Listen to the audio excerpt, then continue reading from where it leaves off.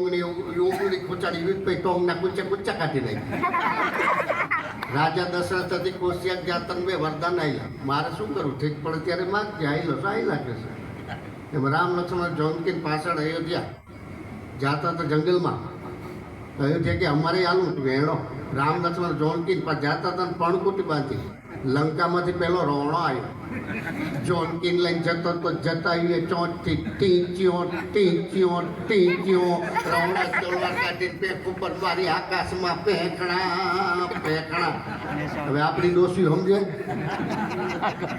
આ એક જણો મને જમતભાઈ કે આપણું ઘરમાં હાલે બહુ સારું મેં સારું કહેવાય ને અટાણ નથી હાલતું અરે મને કે હુકમ ઉપર કામ કરે મારા પત્ની હુકમ ઉપર મેં કે તમે કેવા હુકમ કરો તો હું એમ કહું ને બધા ઠામણા ભેગા કરીને ચોકડી મૂકી દે એટલે ચોકડીમાં જ મૂકી દેવાય બહાર મુકાય જ નહીં બે ડોલ પાણીની ભરીને મૂકી દે એટલે બે જ મુકાય એકેય મુકાય જ નહીં ન્યા બેઠી રહી ઊભી થતી નહીં એટલે ઊભું થવાય જ નહીં મેં કીધું તમે આ હુકમ ક્યારે કરો મને કે હું ઠામણા ઉટકવા બેવું ત્યારે તો હાલતા છો તો હુકમ શું કામ નો હાલે હુકમ જ હાલે એમાં આત્માને આજ તો પરસોત્તમ બાપાને આત્માને આવવું જ પડે આટલું બધું કુટુંબ ને આટલું બધું આ સંત સભા ને આ બધું આ સત્સંગ ને ભજન હોય એક વખત લોખંડનું સંમેલન મળ્યું હતું તમામ લોખંડ ભેગું થયું એમાં ઘણે કીધું હતું કે સમાજને કાપવાનું બંધ કરી દો બધા એકબીજાને કાપો છો કાપવાનું બંધ કરી દો તો એમાં કોકે કીધું ઘરને કે તમે માથે પડો એટલે કપાય ઘરના પ્રમુખ સ્થાને મિટિંગ મળી હતી મોટો એ પ્રમુખ થાય પ્રમુખ માથે પડે એટલે નાનો કપાય તો ઘણ કે મારાથી શરૂઆત કરે છે એકબીજાને કાપવાનું બંધ કરી દો આપણે એક કુટુંબ બધા ભેગું થઈને કંઈક નિકુંજમાં પડવાનું છે ને એમાં આપણા પાપનું પ્રાયશ્ચિત કરવું એમાં દરજીની કોઈને જઈ દરજીની દુકાને જઈને કરવતને કાતરને કીધું હાલ મોરચા કાતર કે નહીં લોખંડ કે લાકડું કાંઈ નથી કાપતી તો કે ના એકના બે કરસ નોખા પડે નામ આવવું પડે મિસ્ત્રીને કોઈને કરવું ને કીધું કે હું લોખંડ નથી કાપતો તું કાપસ તો લાકડું ને કાપે ને આમાં આવવું પડે પછી લુવાને કોઈને જઈને સીડીને કીધું હાલ ભેગી થા હું આખું કુટુંબ નક્કી કરીને બેઠું ને એકલી અહીંયા પડી સીડી કેવું અધર પધર ડગું મગું એકલી ઊભી રહી શકતી નથી મને બોલો હાણસો પકડે એટલે હાણસામાં ન હોય તો આવવું હોય કાપવું ન હોય તો કાપવું પડે તો હાણસામાં આવ્યો હોય એને ખબર પડે પછી હાણસીને કીધું હાલ હાણસી કે અમારું કુટુંબ તો નોખું છે વચમાં ખીલો છે ને એના હિસાબે ભેગા પડ્યા જે કુટુંબમાં ખીલા હોય આખા કુટુંબને નડે પછી કીધું કોઈ રહી નથી જતું ને એમાં કોકે કીધું કે લુગડા સીવવાની હો નથી આવી ભલે નાનું સભ્ય છે પણ છે આપણા માયલું કોઈને જ કીધું કે આખું કુટુંબમાં નક્કી કરીને બેઠું તું આ એકલી પડી છો કોઈ કે શેતા રહ્યો કાં તો કે મારો જ કાંઈ વાત જ નથી હું કાંઈ કાપતી નથી હું તો ભેગા કરું તો અહીંયા સીડી પડી કે ખોટું બોલમાં ભેગા કરવાનો જ તને વેમ છે તું તો ફાંકા પાડીને નીકળી જાસ ને ભેગો તોલો દોરો કરે રાજુ ઘણા ને એવું હું જ કરું કાંઈ ન કરતો હોય નકરા ફાંકા જ કરતો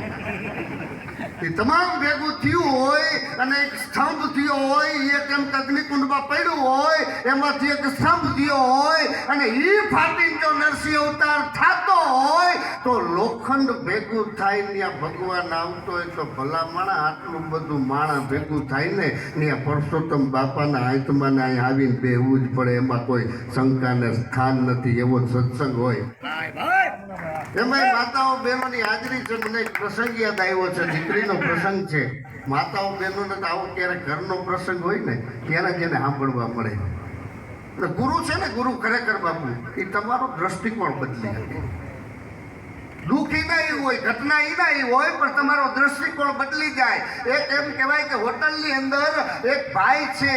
એ ટ્રાફિકનો લાભ લઈ કાયમ જમવા માટે જાતો અને કાયમ એમને વ્યો જાતો એ આવું 3 મહિના ત્યાં લઈને નક્કી જ કર્યું હતું કે આપણે પૈસા દેવા જ નથી એમ 3 મહિનાથી આ ઘટના હાલે પછી એના મેનેજરે એના શેઠને વાત કરી શેઠ તો કે હા એક ભાઈ છે ને 3 મહિનાથી એમને જમીન વ્યો જાય ત્યાં શેઠે કીધું કે 3 મહિનાથી એમ નહીં 6 મહિનાથી એમને વ્યો જાય કે તમે કાંઈ કહેતા કેમ નથી કે હવે શેઠ કોને કહેવાય એની વ્યાખ્યા આપું, વડીલ કોને કહેવાય એની વ્યાખ્યા આપું, ભજન ઉતરું હોય એની વ્યાખ્યા આપું કે ભજન ઉતરું છે એનું પ્રમાણપત્ર શું, કે ભાઈ મારામાં ભજન ઉતરું એનું પ્રમાણપત્ર શું. એટલે શેઠે કીધું કે 6 મહિનાથી એમને પૈસા દીધા વગરનો વયો જાય છે તો તમે કહેતા કેમ નથી. એ કે પેલા એના ઘરેથી નીકળતો હશે, એના ઈષ્ટદેવને પ્રાર્થના કરતો હશે કે હે ભગવાન, હે કાળિયા ઠાકર, હે હનુમાનજી મહારાજ, હું જે હોટલમાં કાલ દિલ દીધા વગરનો છટકી ગયો તો ટ્રાફિકના કારણે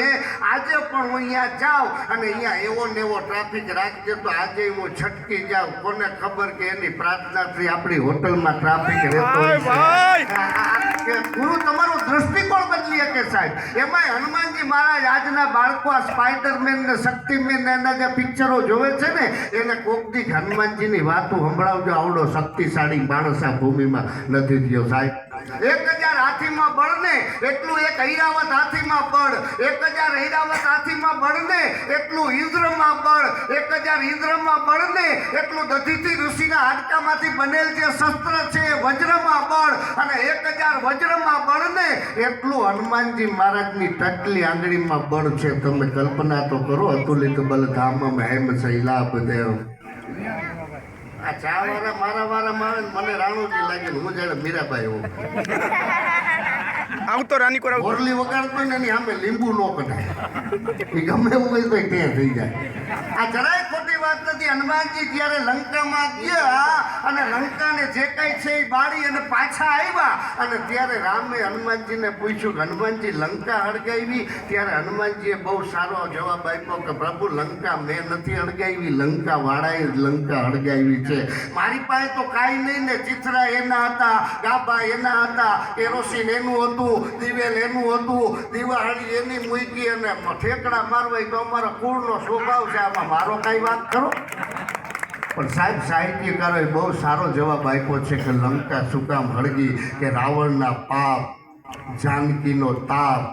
વિભીષણનો સંતાપ, રામ તમારો પ્રતાપ અને 5મો પવન મારો બાપ, આના હિસાબે લંકા હળગી છે. હું તો નિમિત્ત બન્યો છું સાહેબ. એ હનુમાનજી મહારાજ કેવડા કામ કર્યા ને બેહણા બારા રાખ્યા. લ્યો તમે જુઓ તો ખરો, જેને જેને બદલા માગ્યા એના મોઢા ઝાંખા. હનુમાનજીએ કોઈ દિવસ રામ પાસે માગ્યું જ નથી. અને કદાચ હનુમાનજી આવી અને રામને એમ કહે ને પ્રભુ મેં તમારા કામ કર્યા ને તમારે બદલો દેવો પડે તો રામને બીજો અવતાર લેવો પડે. એવડા કામ હનુમાનજીના બોલે છે સાહેબ. ભગતા દુઃખ પ્રભુ ભજે એસી બાતા અને પણ દાસ ભજે દુઃખ દેવરા એસો અંજની જાયો. તમે દુનિયામાં ઘણા બધા તમે જોયું હશે ભગતના કામ ભગવાને કર્યા, પણ ભગવાનનું જો કોઈ કામ કર્યું હોય ને ખરેખર એમાં નરસિંહ મહેતાના તો 52 કામ કર્યા. ફેમિલી મેમ્બર જેવું કામકાજ હતું એનું. લ્યો આ મિસકોલની શરૂઆત નરસિંહ મહેતાએ કરી. અહીંયા કરતાલ વખતે ત્યાં ખબર પડતી કોલ આવ્યો ત્યાંથી હાલો જાય.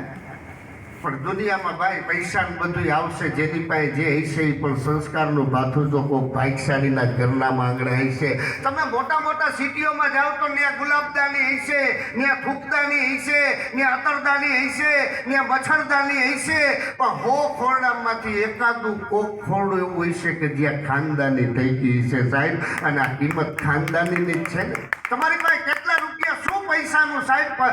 કોણી દુનિયા જેના નામમાંથી હતી રાજુ સિકંદર, કોણી દુનિયા જેના નામમાંથી, કોણી દુનિયા જેને તાબે કરી લીધી સિકંદર. પણ મને એક ગ્રામ પંચાયત એવી બતાવો 7-12 અને 8-8માં સિકંદરનું નામ હોય તો મને કયો. લ્યો કોણી દુનિયા જેને તાબે કરી લીધી હોય એનું નામ જો 7-12માં ન રહેતું હોય તો આપણે હું ખોટું ફાકું લઈને ફરવું. અહીંયા બે જ વ્યવસ્થા છે, કાં વાપરીને વ્યાજાવ કાં મૂકીને વ્યાજાવ. ત્રીજી વ્યવસ્થા જ નથી. અહીંયા બે જ વ્યવસ્થા રાખી છે. મને એક ભાઈ કીધું તું, મને કે મોટામાં મોટો દાતાર કોણ? મેં કીધું ખબર નહીં. મને કે મોટામાં મોટો દાતાર ઈ લોભીઓ. મેં કીધું એલા લોભીઓ ને પાછો દાતા? મને કે હા. મેં કીધું કેમ? મને કે ખાય નહીં, ખવડાવે નહીં અને પાછું પેટી પેક એમને મૂકીને વ્યો જાય. આનાથી મોટો દાતાર કયો? હા, એક જણો ત્યાં મોજથી બીડી પીતો સામેથી જમીનભાઈ સોડે લાવી લે. મોજથી બીડી પીએ, સોડેલને પરસે હોય કે મારી નાઇટમાંથી બીક વહી ગઈ કે થયું હું આ મને જોઈને ક્યાં આગા પાછો ન થાય. જોડેલો જોઈને તો ભલભલા ભાગી જાય ઐશ્વર્ય રાય તો નો જ હોય એટલે ઓલાને એમ કે આ નક્કી છૂટતા થઈ છે એટલે એને રાય નાખી રટાશઈ કર્યું ઓલો તો મોજથી બીડી પીએ વરી સુડેલને પડશો કે આંધળો તો મળ્યો ભેગો બેરો લાગે એટલે સુડેલને એમ કે બાજુમાં જઈને કહું બાજુમાં આમ થાપો મારે ઓલો મોજથી બીડી પીએ કે હું છે હું હેરાન કરસ જોડેલ કે તને દેખાય ઓલો કે મને બધુંય દેખાય જોડેલ કે તને સંભળાય ઓલો કે મને બધુંય સંભળાય જોડેલ કે તને બીક નથી લાગતી ઓલો કે મને બીક ન લાગે જોડેલ કે કેમ તો કે હું જોડેલથી ટેવાઈ ગયો ને મારા લગ્ન થઈ ગયા આ તું સુઠા મોહરા રાખસ તાએ આવી લાગસ હાલ મારી ઘીરે અંબોડો વારે ને તો તારાથી વિકૃત દેખાય ને તારા ખાનદાનની તેવડ નથી મને પકડી જોડેલે મોબાઈલ કાઢીને SMS કર્યા ને આખી નાઈટને જાહેર કર્યું કે આજ પછી કોઈ પરણેલા પુરુષ પાસે ન જતા ને આપણી કારી નહીં ફાવે આપણી પહેલાની વ્યવસ્થા થઈ ગઈ આ ગયા શિવરાત્રી મેળામાં મારાથી એવું કહેવાય ગયા દુનિયામાં કોઈ લગ્ન વગરનો બાકી જ નથી અહીંયા બોલાય શિવરાતના મેળામાં એ બાપુ શિવ કે મુન્યા તો નીચે ઉતારો ક્યાં સમજતા લગ્ન વગરના નહીં હે તો અમને ક્યાં લગ્ન ક્યાં હે બાપુ આ બેન મેં ઘોડો જાણ કર્યો આવું મને કે કોઈ બોલવાનું મેં કીધું બાપુ બેઠ જાઉં પૂરા સુન લો તમારા લગ્ન થયા તા તો પકડવા પડ્યા અમારી સાચી મેં કીધું બાપુ તમારે